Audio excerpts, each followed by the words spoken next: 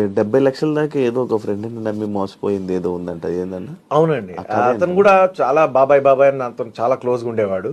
నేను ఏ ప్రాపర్టీ చూసినా కూడా అది వద్దు బాగాలేదు, ఇది వద్దు బాగాలేదు, అది అని ఆఖరికి వాళ్ళ నాన్నని కూడా తీసుకొచ్చి చూపిస్తే వాళ్ళ నాన్న కూడా ఇది బాగాలేదు అది బాగాలేదు అని చెప్పేసి అది.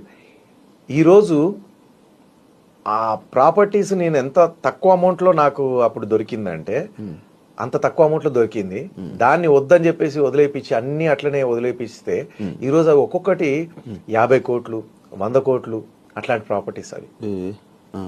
ఈవెన్ మణికొండలోనే 2 acres 11 lakhsకే ఇస్తామన్నారు. మణికొండలో 2 acres 11 lakhsకి ఇస్తామన్నారు. దాంట్లో ఇప్పుడు విల్లాలు కట్టినారు, పెద్ద పెద్ద అపార్ట్మెంట్స్ కట్టినారు. ఒక పక్కకంతా అపార్ట్మెంట్స్, ఒక పక్కకంతా విల్లాస్. అందులో ఒక 20 విల్లాలు వచ్చినా కూడా నా వంతుకి ఆ 2 acres కి 20 విల్లాలు వచ్చినా కూడా ఒక్కొక్క విల్లా 15 కోట్లు. చూడండి, పోనీ 10 విల్లాలు వచ్చినా 100 కోట్లు.